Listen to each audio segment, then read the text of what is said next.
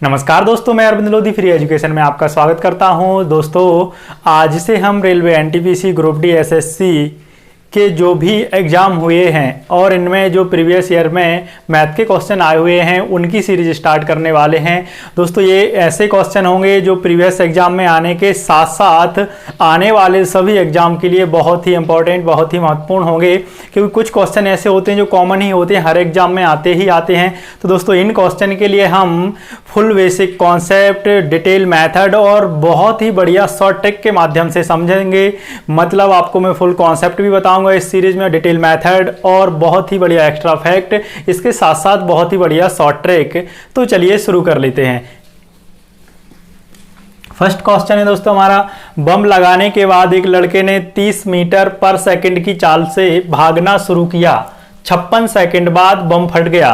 ज्ञात करो कितने समय बाद लड़के को बम फटने की आवाज सुनाई देगी अगर हवा या माध्यम की चाल 450 मीटर पर सेकंड हो।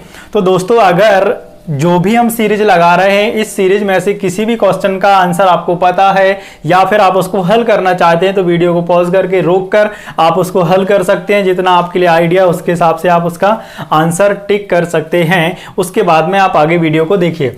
जैसे हमारा क्वेश्चन है, 30 मीटर पर सेकंड की चाल से लड़का भागता है। लड़के ने ये लगाया दोस्तों बम और 30 मीटर पर सेकंड की चाल से उसने भागना शुरू किया, ठीक है ना, और 56 सेकंड बाद बम फट गया। ज्ञात करो कितने समय बाद लड़के को बम फटने की आवाज सुनाई देगी अगर माध्यम या फिर हवा की चाल है जो 450 मीटर पर सेकंड है।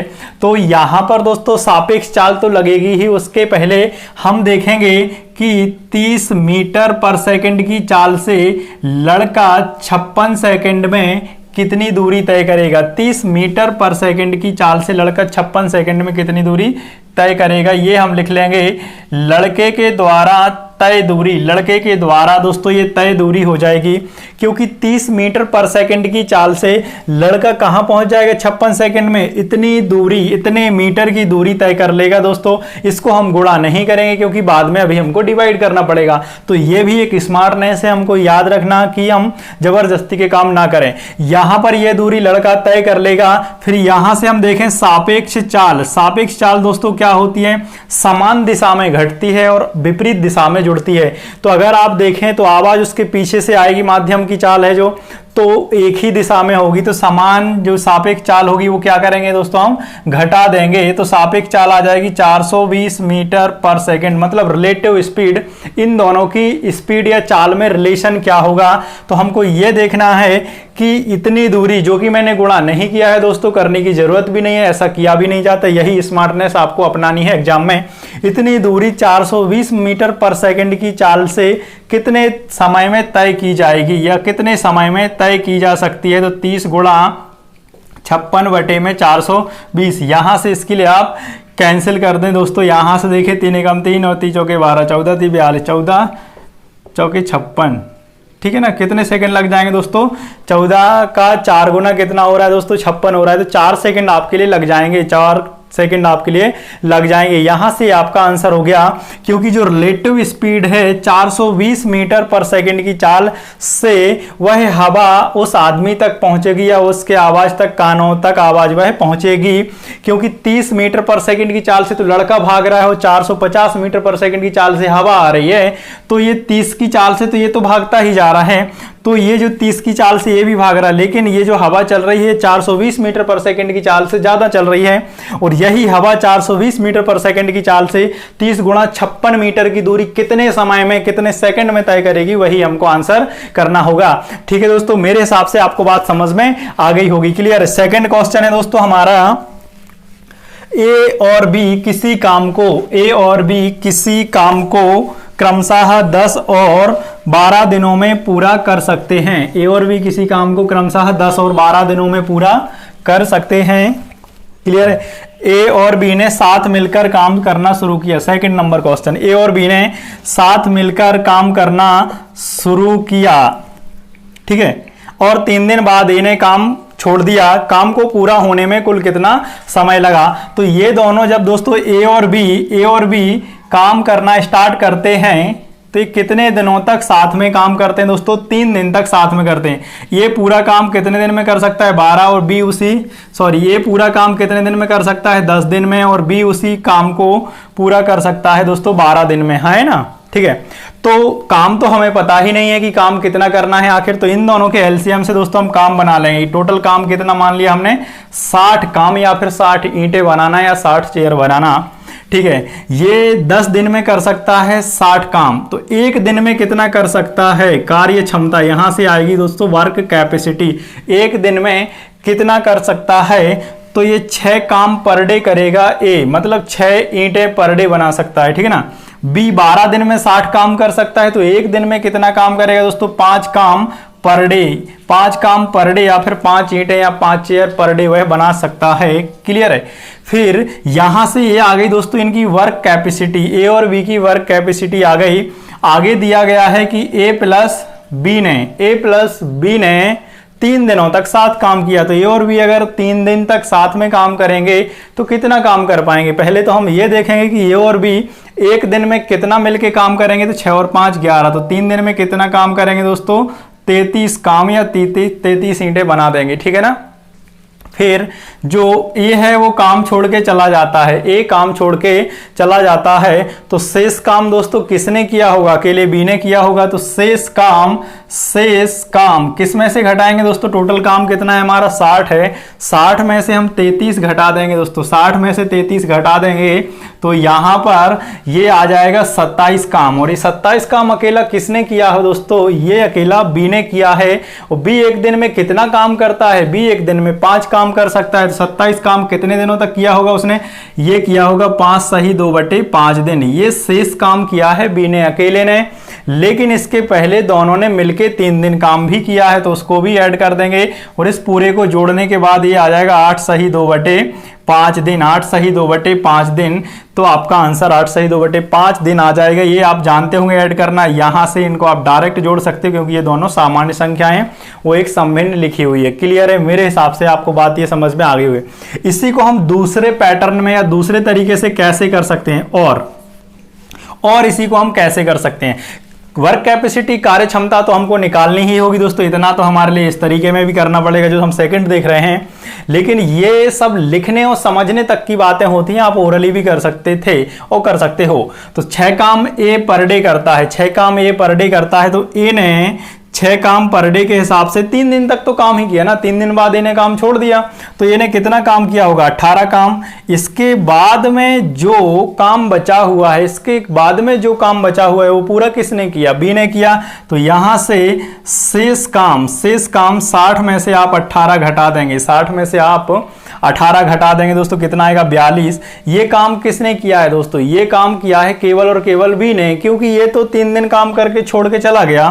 तो ये बी कितना काम करता है एक दिन में? 5 काम करता है, तो 5 का आप 42 में भाग देंगे दोस्तों, कितना आ जाएगा? 8 सही 2/5 दिन। देख लीजिए वही आ गया। अब आप बोलेंगे कि बी ने लास्ट में किया, ऐसा नहीं है, बी स्टार्टिंग से भी रहा, तो पूरा काम होने में कितना दिन लगेगा दोस्तों? 8 सही 2/5 दिन, क्योंकि ये के हिस्से का हमने काम हटा दिया। कितना आया था? जो कि आया 18 काम, वो हमने निकाल दिया। बाकी का 42 काम किसने किया हुआ है दोस्तों? वो तो पूरा का पूरा बी ने किया हुआ है, और शुरू से लेके अंत तक किया है। तो मेरे हिसाब से ये बात आपके लिए समझ में आ गई होगी, और आपसे ये क्वेश्चन बन भी जाएंगे बहुत अच्छे से। दोस्तों सीरीज है, इस वजह से आपके लिए कहीं से चीजें लिंक नहीं कराई जा सकती, पूरा का पूरा बेसिक बताना पड़ता है, और बेसिक बताने में जरूर है कि समय लग सकता है। 3rd नंबर क्वेश्चन देखें दोस्तों। एक लड़का 3 किलोमीटर की चाल से स्कूल जाता है, 3 किलोमीटर प्रति घंटे की चाल से स्कूल जाता है, और 2 किलोमीटर प्रति घंटे की चाल से वापस आता है, और उसे कुल 5 घंटे का समय लगता है। तो घर से स्कूल की दूरी ज्ञात करें। दोस्तों ये बहुत ही बढ़िया क्वेश्चन है दोस्तों, ये टाइम एंड डिस्टेंस का क्वेश्चन। फर्स्ट जो हमारा क्वेश्चन था दोस्तों वो भी टाइम एंड डिस्टेंस का ही था, ये भी किसका है दोस्तों? टाइम एंड डिस्टेंस का ही है। और जो सेकंड क्वेश्चन था वो टाइम एंड वर्क का था क्वेश्चन। क्लियर है? यहां पर इस क्वेश्चन के लिए आप देखें तो 3 किलोमीटर प्रति घंटे की चाल से वह जाता है, और 2 किलोमीटर प्रति घंटे की चाल से वह वापस आता है। इस पूरी की पूरी कहानी में उसे 5 घंटे का समय लग जाता है।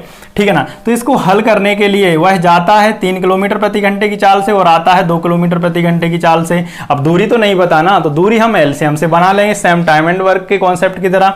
तो 3 और 2 6, इनका एलसीएम कितना आया 6, तो हमने मान ली कि दूरी कितनी है 6 किलोमीटर है, ठीक है ना। 6 किलोमीटर की दूरी 3 किलोमीटर प्रति घंटे की चाल से तय करने में दोस्तों कितना समय लग जाएगा, आपके लिए लगेगा यहाँ पर 2 घंटे का समय लगेगा, क्योंकि दूरी बटे चाल बराबर समय, दूरी बटे चाल बराबर समय।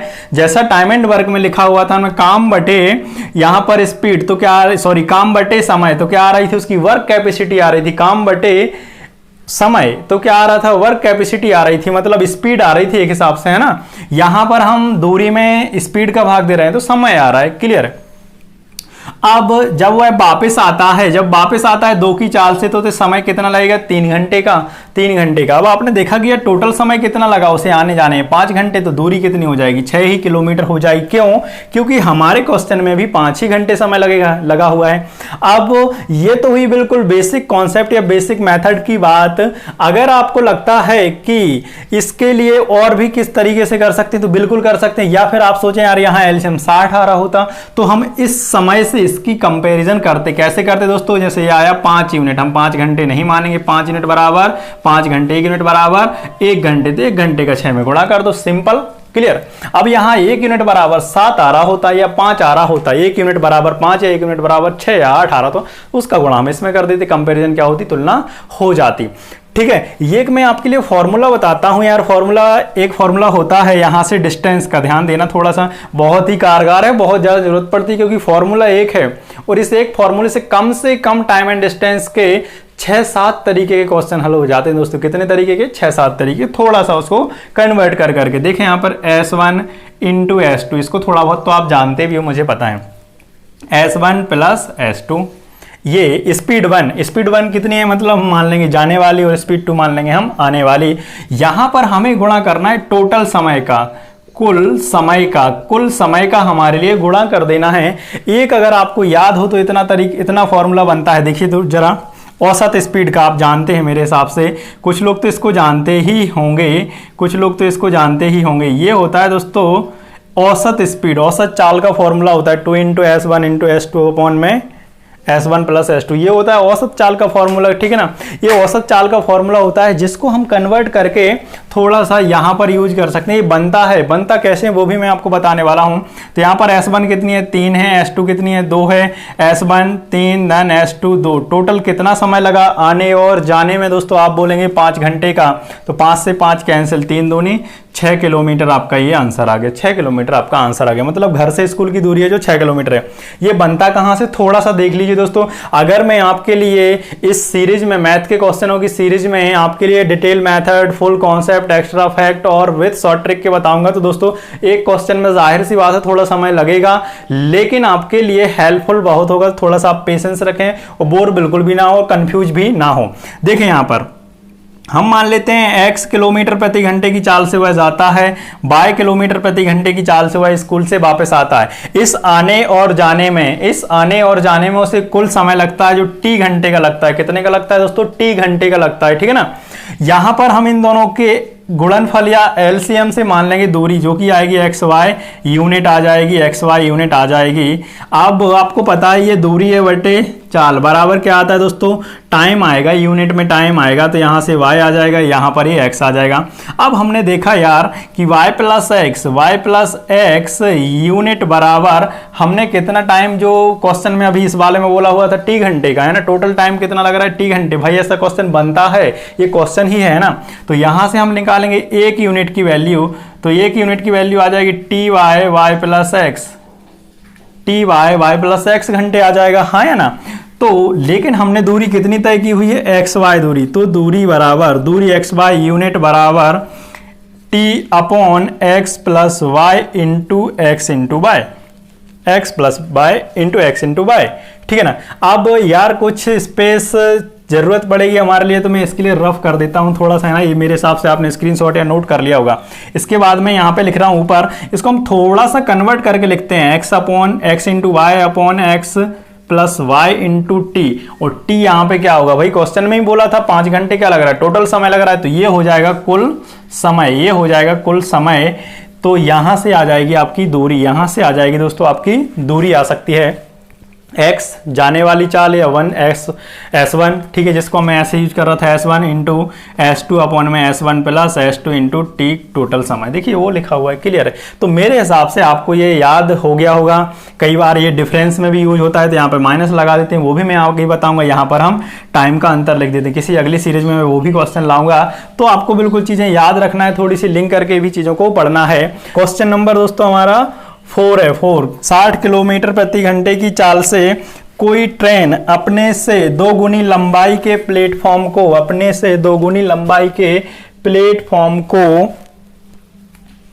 32.4 सेकंड में पार कर लेती है, तब प्लेटफॉर्म की लंबाई ज्ञात करें।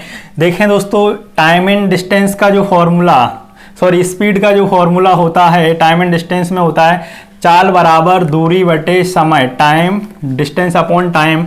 इसको हम दोस्तों ट्रेन के लिए यूज करते हैं। Distance is equal to S into T, मतलब दूरी या ट्रेन की लंबाई। किसकी लंबाई हो दोस्तों? ट्रेन की लंबाई, लंबाई ट्रेन की।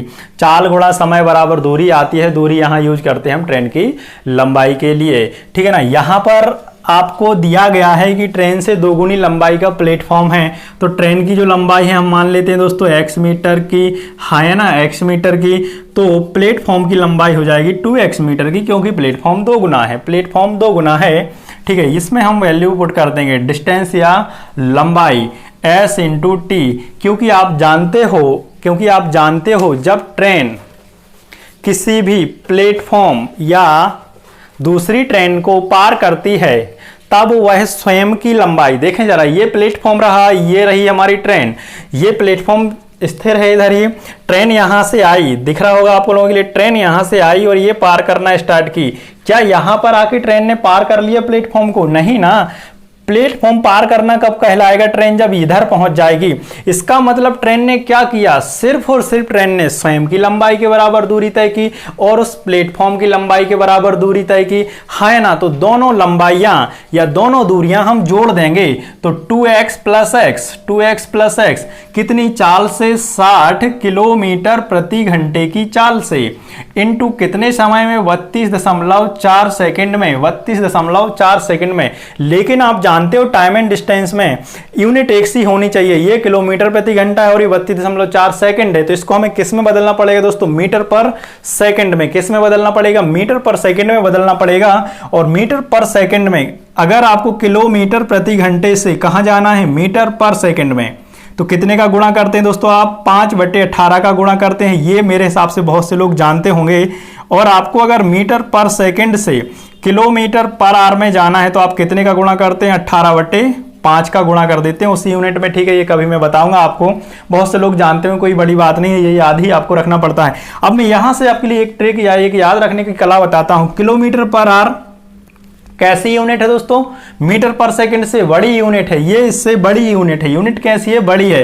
तो हम बड़ी से जब छोटी में जा रहे हैं, तो छोटी संख्या ऊपर, बड़ी नीचे, मतलब छोटी भिन्न से गुणा। 5/18 कैसी भिन्न है? छोटी भिन्न है ना, इसके अकॉर्डिंग तो छोटी है ना, ठीक है। और जब हम मीटर पर सेकंड से किलोमीटर पर आवर में जा रहे हैं, तो मीटर पर सेकंड कैसी यूनिट है दोस्तों? छोटी यूनिट है, इससे हम बड़ी में जा रहे हैं, तो बड़ी संख्या ऊपर, छोटी नीचे, मतलब बड़ी भिन्न से गुणा, या फिर 18 ऊपर 5 नीचे, ऐसा कुछ आपको याद रखना है। तो यहां पर दोस्तों लगे हाथ हम किसका गुणा कर दें? 5/18 के, तो ये बन गया मीटर पर सेकंड में, ये बन गया दोस्तों मीटर पर सेकंड में। अब इसको यहां से हम हल कर देंगे, इसको यहां से बस हल करना है आपके लिए। तो यहां पर ये बटे में आप 0 ले, ये आप पे डिपेंड करता है दोस्तों, कैलकुलेशन आपके कितने स्पीड में आते हैं, कितने आपके शार्प हैं। लेकिन मैं बहुत आराम से बताऊंगा ताकि चीजें आप समझ जाए। यहां से 0 कैंसिल, 6 का 3 गुना दोस्तों 18, 6 का 3 गुना 18। यहां से इसको भी कैंसिल कर देंगे दोस्तों, तो यहां पर आ जाएगा मेरे हिसाब से 108 आ जाएगा। 3x इज इक्वल टू ये हो जाएगा 540। तो x इज इक्वल टू दोस्तों कितना आएगा? 180। हमसे पूछा जा रहा है, मेरे हिसाब से प्लेटफॉर्म की लंबाई पूछी जा रही है, तो 2x में कितने का गुणा करेंगे दोस्तों हम? 180 का। तो ये आ जाएगा प्लेटफॉर्म की लंबाई दोस्तों 360 मीटर। ये रहा मेरे हिसाब से आंसर, क्योंकि इनकी कोई वैसे ट्रिक नहीं है दोस्तों टाइम एंड डिस्टेंस की, ठीक है ना, या ट्रेन की।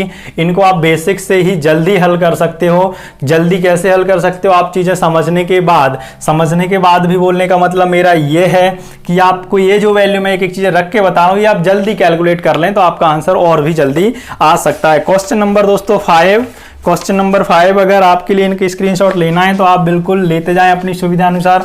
क्वेश्चन नंबर जो 5 है दोस्तों हमारा, उसमें कह रहा है कि धारा के साथ, क्वेश्चन नंबर 5, धारा के साथ एक नाविक की चाल 15 किलोमीटर प्रति घंटा है जबकि धारा की चाल 1.5 किलोमीटर प्रति घंटा है, तब धारा के विरुद्ध नाविक की चाल ज्ञात करो। दोस्तों ये वोट एंड स्ट्रीम का क्वेश्चन है, बहुत ही अच्छा क्वेश्चन है, बहुत ही आने वाले क्वेश्चनों में से है।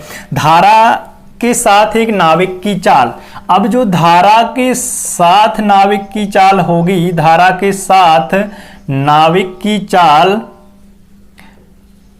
होगी, धारा के साथ जो नाविक की चाल होगी दोस्तों वो कैसी होगी, B प्लस डब्लू मतलब ये नाविक हो गया, नाव बोट, B मतलब बोट, W मतलब वाटर या धारा। तो धारा के साथ अब दोस्तों नदी बह रही है और नदी में आप जिस तरफ नदी बह रही है उसी तरफ आप भी तैर रहे हैं, तो आपके लिए हेल्प मिलेगी कि आपको पानी भी उसकी स्पीड से थोड़ा बहुत आपको मदद करेगा आगे जाने में, ठीक है ना। फिर आप धारा के विपरीत में उल्टे साइड आ रहे हैं तैर के, तो आपको पानी रोकेगा, डिफेंड करेगा, क्लियर है। जितनी भी पानी की चाल होगी उससे तो आपकी चालें घटेंगी, मतलब धारा की दिशा में आपकी चाल क्या होगी, जुड़ेगी, और धारा के विपरीत दिशा में वोट एंड स्ट्रीम चैप्टर में आपकी चाल घटेगी, जो कि टाइम एंड डिस्टेंस और ट्रेन में जस्ट अपोजिट होती है, क्योंकि ट्रेन और टाइम एंड डिस्टेंस में सापेक्ष चाल एक ही दिशा में चालें जुड़ती हैं और अलग अलग दिशा में दोस्तों चालें घटती हैं, क्लियर है। अलग अलग दिशा में चालें जुड़ती हैं, एक ही दिशा में घटती हैं और विपरीत दिशा में जुड़ती हैं। तो यहां पर धारा के साथ जो नाविक की चाल है वो कैसी है, V प्लस डब्ल्यू, कितनी है टोटल, 15 किलोमीटर प्रति घंटे की चाल से जो नाविक है वो धारा की दिशा में जा सकता है, और जो धारा की चाल दे रखी है वो है जो 1.5 किलोमीटर प्रति घंटा। तो यहां से बोट या नाविक या नाव की चाल जो आएगी, शांत जल में भी बोल सकते हो उसको, वो कितनी आएगी दोस्तों, 15 माइनस 1.5, ये पक्षांतर हो जाएगा उधर है ना, तो ये आ जाएगी दोस्तों 13.5 किलोमीटर प्रति घंटा। अब हमसे पूछा जा रहा है धारा के विपरीत तो B माइनस डब्ल्यू, क्योंकि नाविक के लिए पानी रोकेगा ना, पानी रोकेगा उसके लिए 1.5 किलोमीटर प्रति घंटे की चाल से, तो जो नाव की चाल है शांत जल में 13.5 है, ठीक है ना, और जो धारा की चाल है वो 1.5 किलोमीटर प्रति घंटा जो क्वेश्चन में दे ही रखी थी, ये घटाने पर आ जाएगा 12 किलोमीटर प्रति घंटा। ये आपका आंसर हो जाएगा दोस्तों, ये आपका आंसर होगा इस क्वेश्चन का कि 12 किलोमीटर प्रति घंटे की चाल धारा की विपरीत दिशा में होगी नाविक की। क्वेश्चन नंबर दोस्तों 6, क्वेश्चन नंबर 6 है, एक आदमी अपनी आय का एक निश्चित भाग बचाता है ताकि 16 माह में वह एक कार खरीद सके। अगर वह इसी कार को 14 माह में खरीदना चाहता है तो उसे अपनी बचत कितने प्रतिशत बढ़ानी पड़ेगी।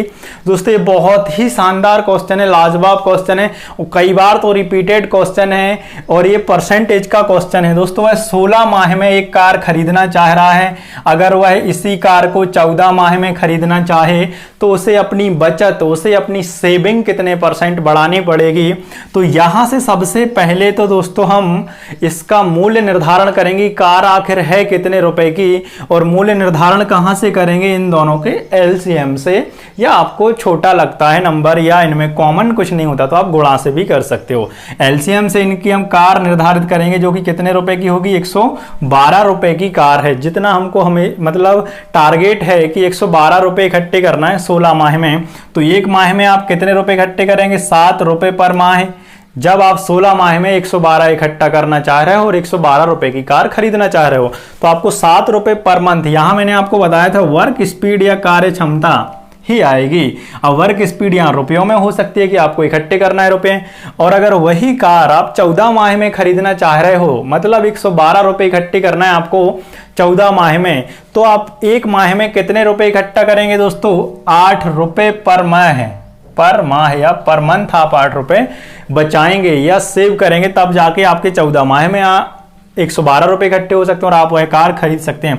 तो आप देखें यहां से आपने सेविंग कितनी बढ़ानी पड़ी, आपको 1 रुपए बढ़ानी पड़ी। किस पर बढ़ानी पड़ी, 7 पर, जिससे या जिस पर या जिसके सापेक्ष तुलना की जाती है परसेंट में, उसको हमेशा हम भिन्न के बटे में रखते हैं, हर में रखते हैं। और ये 1/7 आप बहुत से लोग जानते हैं, 14 सही 2/7% उसको बचत बढ़ानी पड़ेगी अपने। क्लियर है। जिन भी छात्रों को समस्या है कितने का गुणा करेंगे मेरे प्यारे दोस्त, 100 का गुणा करेंगे। क्यों? क्योंकि किसी भी भिन्न में 100 का गुणा कर देने से वह परसेंट में बदल जाती है। क्वेश्चन नंबर दोस्तों 7, क्वेश्चन नंबर 7, क्वेश्चन नंबर जो 7 है हमारा, बहुत ही प्यारा क्वेश्चन है दोस्तों। और मैं इस क्वेश्चन की आपको गारंटी देता हूं कि अभी तक ये लाख बार पूछा गया होगा, है ना, 1 लाख बार पूछा गया होगा जब से मैथ एग्जामों में मतलब जब से मैथ के एग्जाम स्टार्ट हुए हैं या मैथ आना एडवांस स्टार्ट हुई है। एक शंकु, अर्धगोला और बेलन समान आधार पर स्थित हैं और सबकी ऊंचाई समान है, तब उनके आयतनों का अनुपात बताइए। देखें यहाँ पर एक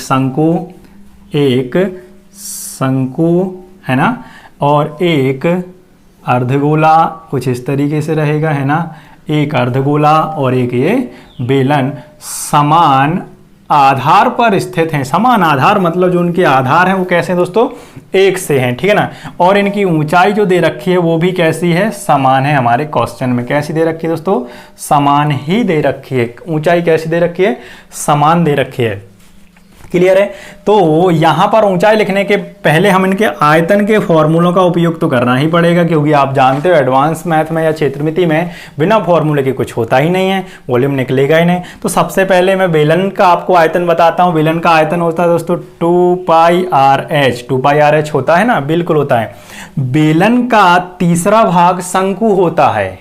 बेलन का तीसरा भाग, सॉरी, ये जो बेलन का आयतन होगा वो होगा πr²h हो जाएगा दोस्तों। कितना हो गया, πr²h होगा। 2πRh तो उसका क्या होता है दोस्तों, वक्र पृष्ठ होता है।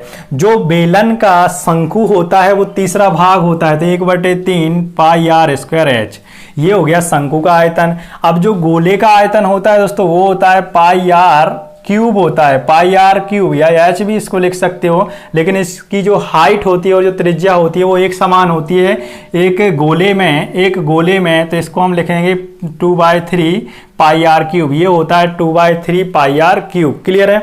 ये मैंने थोड़ा सा आपको लिंक कर करके इसलिए बताया कि आपके दिमाग में ये चीज रहे और आप इसको याद कर सकें। जो बेलन का आयतन होता है दोस्तों वो होता है πr² होता है, और जो गोला होता है उसकी जो ऊंचाई होती है, ऊंचाई आप हर एक दिशा से देख लें और त्रिज्या देख लें, वो एक समान होती है गोला और अर्धगोला में। तो उसको मैंने h नहीं लिखा है, 2/3 πr³ लिख दिया है, ठीक है ना। और जो शंकु होता है उसका जो आयतन होता है 1/3 πr² होता है, क्योंकि एक बेलन से समान ऊंचाई एवं समान आधार के एक ही जैसे 3 शंकु काटे जा सकते हैं। मतलब जो एक बेलन है उसका आयतन 3 शंकुओं के बराबर होगा समान ऊंचाई एवं आधार से।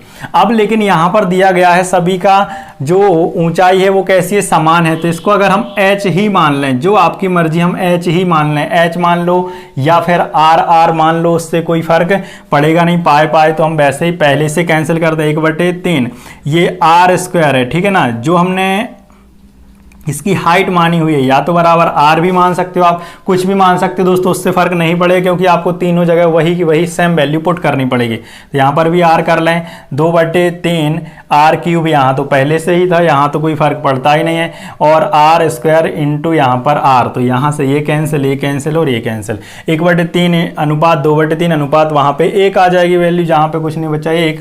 तो हर में कितना है दोस्तों, 3 है। तो गुणा हम कितने का कर देंगे, सभी में 3 का ही गुणा कर देंगे, 3 का ही गुणा कर देंगे। तो यहाँ से 3 कैंसिल, 1, यहाँ पर ये 2 और यहाँ पर ये 3।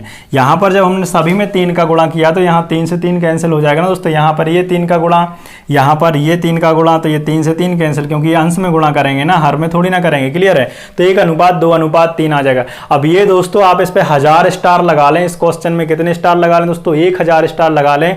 ये कई बार रिपीटेड है, बहुत ही बढ़िया क्वेश्चन है। कभी अर्धगोला पहले पूछ लेता है, बेलन आगे कर देता है, शंकु बीच में, मतलब इधर उधर करके इसका अनुपात। लेकिन ये है, चाहो तो आप याद कर लें, रट लें कि शंकु, अर्धगोला और एक बेलन अगर समान ऊंचाई और समान आधार के पे स्थित हैं तो उनका जो अनुपात होता है 1:3 ही होता है, 1:3 अनुपात होता है। इसी पैटर्न का दोस्तों हमारा जो 8 नंबर क्वेश्चन है ये भी बहुत ही शानदार क्वेश्चन है दोस्तों। 8 नंबर का जो हमारा क्वेश्चन है ये भी बहुत ही बढ़िया ही क्वेश्चन है। क्वेश्चन नंबर 8, 3 धावक ABC 12 किलोमीटर के वृत्ताकार रास्ते पर क्रमशः 3 किलोमीटर प्रति घंटे की चाल से 7 किलोमीटर प्रति घंटा और 13 किलोमीटर प्रति घंटे की चाल से दौड़ लगाते हैं। वे तीनों एक ही जगह से एक ही समय पर दौड़ना शुरू करते हैं, तब वे तीनों दोबारा कितने समय बाद मिलेंगे। वृत्ताकार रास्ता दोस्तों, इसकी लंबाई कितनी है 12 किलोमीटर, पूरी कंप्लीट लंबाई है 12 किलोमीटर, ए बी और सी, ठीक है ना। 3, 7 और 13 किलोमीटर प्रति घंटे की चाल से इस तरीके से एक ही स्थान से दौड़ना चालू कर देते हैं, ठीक है ना। तो हमसे ये पूछा जा रहा है तो वे कितने समय बाद तीनों फिर से दोबारा मिलेंगे। और समय निकालने के लिए दोस्तों हम क्या करते हैं, समय निकालने के लिए हम क्या करेंगे, दूरी बटे चाल बराबर समय। तो 12 किलोमीटर की दूरी 3 किलोमीटर प्रति घंटे की चाल से ये कितने समय में तय करेगा। इसी तरीके से बी 12 किलोमीटर की दूरी 7 किलोमीटर प्रति घंटे की चाल से कितने समय में तय करेगा। और सी 12 किलोमीटर की दूरी 13 ही किलोमीटर प्रति घंटे की चाल से कितने समय में तय करेगा। क्योंकि आपको पता है दूरी बटे चाल, यहाँ पर ये दूरी बटे दोस्तों चाल लिखा हुआ है, जिनकी भी छात्रों को समस्या है। दूरी बटे चाल, दूरी बटे चाल, दूरी बटे चाल, क्लियर है। यहाँ से हम इसका समय निकालेंगे। और समय निकालने से पहले मैं बोलूँ आपसे सबसे अच्छा कि आप इसका एलसीएम ले लीजिए।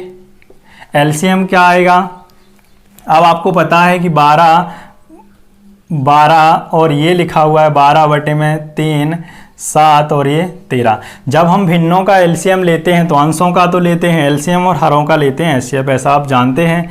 तो 12 बटे 1 मतलब 12 घंटे का समय लगेगा, 12 घंटे का समय लगेगा। तब ये 12 घंटे बाद या 12 घंटे के समय में क्या लिखा हुआ, कितने समय बाद, मतलब 12 घंटे बाद तीनों एक ही जगह फिर से मिलेंगे। क्योंकि अगर आप ध्यान दें तो 12 घंटे में ये कितने चक्कर लगा लेगा, 3, बी 7 लगा लेगा और सी 13 लगा लेगा। क्योंकि 12 का 3 गुना 36 किलोमीटर, 12 सत्ते 84 किलोमीटर और ये 156 किलोमीटर, ये 156 किलोमीटर। तो 36 किलोमीटर पे ये मिल रहा है ना। अगर हम दूरी पे देखें तो दूरी अब 36 किलोमीटर, आप ऐसे ना सोच लेना यार 36, 84, 156 तो एक ही दूरी नहीं, एक ही राउंड पे लगा रहे हैं ना, ये तो चक्कर लगा रहे हैं एक वृत्त में। और जब चक्कर लगा रहे हैं तो 12 किलोमीटर से कहीं जाना ही नहीं है, कितना भी दौड़ लो घूम फिर के आओगे तो उधर ही है ना, क्लियर। जैसे पृथ्वी गोल है, कहीं भी जाओगे टकराओगे, इस तरीके का है ना। यहाँ से दौड़े आप आना तो इधर ही है। तो जो 12 किलोमीटर की दूरी में 12 घंटे में 3 किलोमीटर प्रति घंटे की चाल से ए कितना चल लेगा 36 किलोमीटर, बी 84 और सी 156 किलोमीटर। और इस तरीके से ये 12 घंटे में तीनों मिलेंगे, इस तरीके से 12 घंटे में तीनों मिलेंगे। क्योंकि आपको पता है 36 किलोमीटर भले चल रहा है ये, लेकिन कितने चक्कर तय कर पाएगा, 3, बी कर लेगा 7 और सी कर लेगा 13। और फिर आके यही तीनों के तीनों एक ही जगह पे जहां से चले थे वहां पे मिल जाएंगे, 3, 7, 13 चक्कर तय करते हुए। क्वेश्चन नंबर दोस्तों 9 हमारा ज्यामिति का क्वेश्चन है, जो कि बहुत ही बढ़िया क्वेश्चन है। क्वेश्चन नंबर 9 ज्यामिति का क्वेश्चन है, जो कि बहुत ही बढ़िया क्वेश्चन है। क्वेश्चन ये रहा आपके सामने इस तरीके से, क्लियर है। ये क्वेश्चन रहा आपके सामने इस तरीके से कुछ, है ना। इसको आप जल्दी से हल करें। ये 130 डिग्री है, ये 110 डिग्री है। और जो छात्र एग्जाम दे रहे हैं या देते आते हैं उनको बहुत ही अच्छे से पता होगा, ये क्वेश्चन बहुत आते हैं। ये आपको ज्ञात करना, ये वाला एंगल आपको बताना है। ये रहे आपके ऑप्शन 80, बी 110, सी 70 और डी कितना है दोस्तों 60 है। डी कितना है दोस्तों 60 है। डी कितना है दोस्तों 60 है। इसमें से आपके लिए बताना है कि यहाँ पर क्वेश्चन मार्क की जगह या फिर ये एक्स वैल्यू इसकी जगह पे क्या आएगा, इसकी जगह पे क्या आएगा। मेरे हिसाब से आपने आंसर कर दिया होगा। अब आपको यहाँ पर देखना है, थोड़ा सा ध्यान देना है। इस तरीके से अगर इसी डिजाइन को या इसी फिगर को हम बनाते हैं, ये बनाया मैंने इस तरीके से कुछ, है ना, क्लियर है, आपको नज़र आ रही होगी। ये कितना है दोस्तों 130 डिग्री है और ये कितना 110 डिग्री है। यहाँ पर अगर दोस्तों हम एक लाइन ड्रॉ कर दें इस तरीके से और ये आगे बढ़ाएं हम इस तरीके से ना, तो आपको पता है एक सीधी रेखा या जिसको रिजु रेखा भी बोलते हैं सीधी लाइन के लिए, वो कितने की है टोटल होती है 180 डिग्री का होता है। एक सीधी रेखा पे कितने डिग्री का कोण बनता है दोस्तों 180 डिग्री का बनता है। 90 अगर ही समकोण बन रहा है तब तो 130 ये है, तो ये कितना होगा 50। और जब ये 50 है दोस्तों तो ये और ये क्या होंगे, संगत कोण हो जाएंगे। क्योंकि ये दो समांतर रेखाओं पे तिर्यक छेदी रेखा से बन रहे हैं, तो ये 50 हो गया। क्लियर है ना। ये भी यहाँ से ऋजु कोण या ऋजु रेखा है, ऋजु रेखा सरल रेखा, ये कितने की होगी टोटल 180 की होगी, जिसमें से 50 ये है, ये हमको नहीं पता ये कितना होगा, तो 110 ये है क्योंकि ये एक सीधी सरल रेखा है। तो बाकी बचा कितना दोस्तों 70, तो ये भी कितना हो जाएगा दोस्तों 70 हो जाएगा, है ना। ये 70 ये 50, टोटल आपको पता है कितना 180 होना है, तो 7 5 12 120, यहाँ की वैल्यू कितनी निकल के आएगी दोस्तों 60 डिग्री। आपका आंसर डी सही हो जाएगा, आपका आंसर डी सही हो जाएगा। मेरे हिसाब से आपके लिए ये बात समझ में आ गई होगी, या मैं फिर से एक्सप्लेन करता हूं आपके लिए। यहां पर ये इस तरीके से अगर दो समानांतर रेखाओं के लिए कोई एक तिर्यक छेदी रेखा काटती है, तो ये कोण और ये कोण कैसे होते हैं दोस्तों संगत कोण होते हैं, संगत कोण होते हैं। क्लियर है ना, समान होते हैं। मतलब ये अगर हम मान लेते हैं 50 का है तो ये भी 50 का ही होगा, ये 50 का है तो ये भी 50 का ही होगा, इस बात की गारंटी है। क्लियर है ना, मेरे हिसाब से आपको बात समझ में आ गई। क्वेश्चन नंबर 10 दोस्तों होमवर्क के लिए है, होमवर्क के लिए आपके लिए क्वेश्चन नंबर 10 में दे रहा हूं। क्लियर है, जो कि आपको विथ ऑप्शन के साथ लिखा हुआ दिख रहा होगा, है ना स्क्रीन पर। तो आप इसका आंसर जल्दी से कमेंट बॉक्स में करें, क्योंकि मैं आपके लिए नंबर ऑफ जीरो की काउंटिंग पढ़ा चुका हूं पहले, है ना। जिन छात्रों को उस क्वेश्चन में समस्या आती है, नहीं बनता है, तो डिस्क्रिप्शन में आपको उस वीडियो की लिंक मिलेगी नंबर ऑफ जीरो की, तो आप वहां से सीख के उसका आंसर जरूर करें। क्योंकि किसी भी चीज़ को पढ़ने का या सीखने का मैथ में तरीका एक ही, आप उसका आंसर करें तुरंत ही तुरंत प्रैक्टिकल में चेक करें। और दूसरा काम दोस्तों ये कि आप ये बताइए कि आपको इस सीरीज के क्वेश्चन कैसे लगे, कमेंट करके आप जरूर बताइए। और वीडियो को लाइक कीजिए, शेयर कीजिए ज़्यादा से ज़्यादा लोगों को, ताकि और भी लोग आपके साथ आपकी ही तरह पढ़ाई कर सकें। Thank you.